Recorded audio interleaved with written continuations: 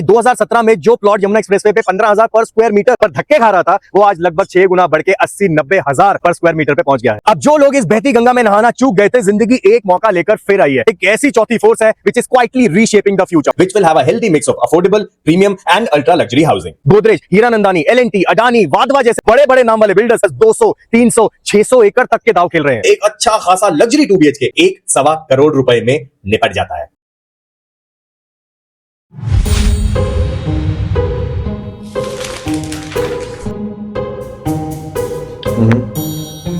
Call township में गोदरेज का 2 BHK 1 crore में। अबे 5 साल पुराना न्यूज़पेपर क्यों पढ़ रहे हो भाई? बे कानों में चश्मा लगा के देगा, आज का न्यूज़पेपर है। कहाँ से लेके आते हो ये ऑप्शन? ये तो प्रॉपर्टी सारांश फैमिली को रिकमेंड करना चाहिए। तो तुझे क्या लग रहा है गर्मी में मैंने कोट इसलिए पहना कि मुझे ठंड लग रही है? शूटिंग की तैयारी करो।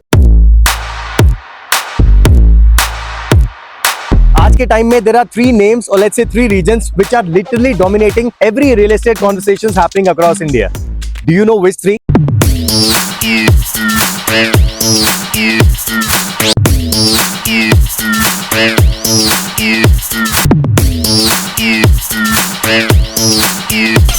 हमारी आज की वीडियो का टॉपिक इन तीनों में से कोई भी नहीं है, पर आपको तो पता है मुझे बिल्डअप का बहुत शौक है। तो आइए आज के टॉपिक पे पहुंचने के लिए हम इन तीनों में से यमुना एक्सप्रेसवे का सहारा लेते हैं। यमुना एक्सप्रेसवे की शुरुआत तो वैसे धमाकेदार हुई थी, वो भी क्यों ना देश का एक लौता फॉर्मूला 1 रेसिंग ट्रैक जो यहाँ बनने जा रहा था। पर 2011 में खुला ये इंटरनेशनल सर्किट 2 साल में ही कुछ डिस्प्यूट्स की वजह से फुस हो गया।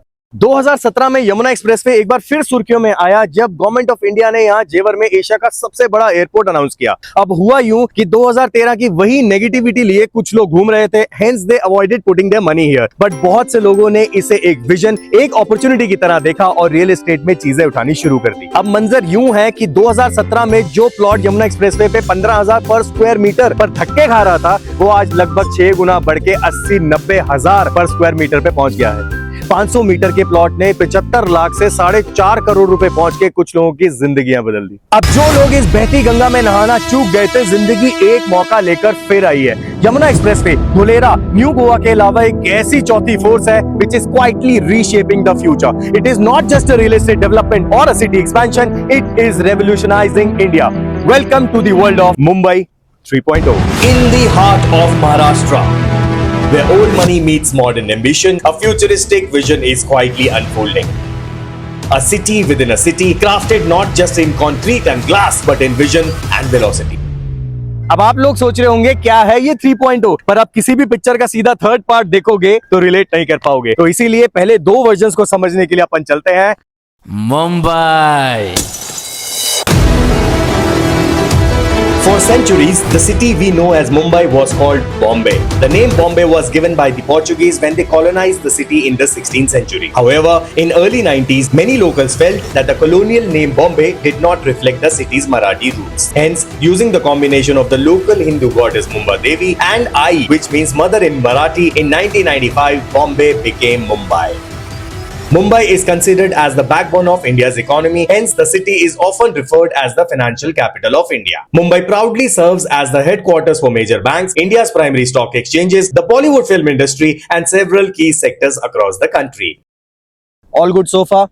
But despite being India's financial and commercial capital, Mumbai faces several limitations and challenges when it comes to business expansion. Being a narrow peninsula and bordered by the Arabian Sea from 2/3 sides, Mumbai के पास दिल्ली की तरह कोई गुड़गांव, नोएडा जैसी land connected नहीं थी, due to which it has been lacking horizontal expansion. अब यहाँ sky scrapers बनाना ही एक ऑल्टरनेटिव बच गया। मुंबई ने वर्टिकल डेवलपमेंट्स करके बिजनेसेस एंड लिविंग का तोड़ तो निकाला, पर बढ़ती पॉपुलेशन को सिर्फ घर और ऑफिसेज नहीं बल्कि broader roads, better sewage system, more parks, more schools etcetera का एक पैरेलल सपोर्ट सिस्टम भी चाहिए होता है। अब 10 साल में पॉपुलेशन का सेम लैंड पीस पे ऑलमोस्ट डबल हो जाना इज लिटरली चोकिंग मुंबई। ऐसा नहीं है कि इस दिन की किसी ने प्रेडिक्शन नहीं की थी। To ease the burden of Mumbai and support future urban growth, way back in 1971, City and Industrial Development Corporation of Maharashtra, जिसे आज हम सिडको के नाम से जानते हैं, was formed to develop the sequel of Bombay, Navi Mumbai. CIDCO ने नवी मुंबई की प्लानिंग में उन सब एलिमेंट्स को डाला जो बॉम्बे लैक करता था। Wider roads, affordable housing, cleaner and greener environment जैसी सब चीजें पेपर पर लिखी गई, जिससे सबको लगा कि यही चपने वो पुराने दिन वापस लेकर आएगा। जहां सिडको ने मेन कैरेक्टर्स तो अच्छे डिजाइन किए, बट दो बेहद इंपॉर्टेंट कैरेक्टर्स की स्क्रिप्ट काफी वीक छोड़ दी। प्लानिंग में सबसे पहली बेसिक कमी रही कनेक्टिविटी। किसी भी शहर का एक्सटेंशन तभी होता है जब उस रीजन को सबसे पहले मेन सिटी से जोड़ा जाए। 1972 में इनॉग्रेट हुई नवी मुंबई को मुंबई से जोड़ने वाली लोकल ट्रेन आने में 20 साल लग गए। सिटी बस जैसी बेसिक फैसिलिटी भी 24 साल बाद 1996 में स्टार्ट हुई। जो थोड़े बहुत लोग यहाँ बसे, उन्हें साउथ मुंबई ऑफिस जाना मौत लगने लगा। अब सोचिए, ट्रेन और बस आने में इतना टाइम लग गया तो नवी मुंबई का खुद का एयरपोर्ट आना तो अभी कोसों दूर था। 2 घंटे में तय की जाने वाली दिल्ली की फ्लाइट पकड़ने के लिए 2 घंटे दूर छत्रपति शिवाजी एयरपोर्ट जाना पड़ता था। प्लानिंग में दूसरी कमी रही जॉब क्रिएशन। किसी भी शहर का खुद का वजूद वहां सिर्फ रहने से नहीं, वहां अर्निंग अपॉर्चुनिटीज क्या क्या है उससे बनता है। यहाँ कोई फाइनेंस, मीडिया या कॉर्पोरेट सेक्टर तो छोड़ो, कोई सरकारी कार्यालय भी शिफ्ट नहीं हुआ। सिडको की प्लानिंग के हिसाब से जो लोग मुंबई में घर अफोर्ड नहीं कर पा रहे थे, उनके लिए नवी मुंबई सिर्फ एक सस्ता ऑल्टरनेट ऑप्शन बनकर रह गया। और लोगों ने बोला, हटाओ यार, ऑफिस से 2 घंटे दूर सस्ता घर लेके इतनी मगजमारी काई को, अपने को तो मुंबई में भाड़े का घर ही जमता है। जहाँ नवी मुंबई को मुंबई की पॉपुलेशन का लोड शेयर करने के लिए बनाया गया था, मुंबई की पॉपुलेशन हर साल 1.5% से बढ़ रही है। मुंबई 2.0 अपने मकसद में फेल हो गया। अब आपका सवाल होगा कि फ्लॉप पिक्चर का थर्ड पार्ट कौन ही बनाता है ना? देखो यार, एक बात तो हमें माननी होगी कि मुंबई 2.0 की जरूरत और गवर्नमेंट का इंटेंट तो अच्छा था, पर planning minds were not set right. पर आज का समय अलग है, टेक्नोलॉजी अलग है, रिसोर्सेज अलग हैं, एंड आज के माइंड्स भी अलग हैं। I think Mumbai as a business capital has lived its time. We are going to build an entire new city.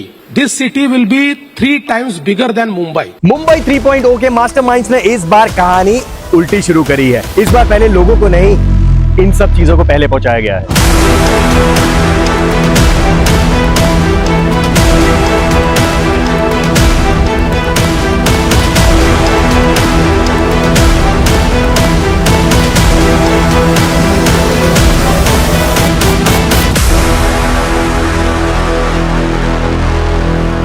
तो आइए अब समझते हैं कि मुंबई 3.0 का इतना बड़ा तामझाम कहां और क्यों बनाया जा रहा है। 3.0 is going to span over 371 square kilometers, acquiring 174 villages across parts of Raigad district, including areas like Panvel, Karjat, Uran, Ulve, and Pen.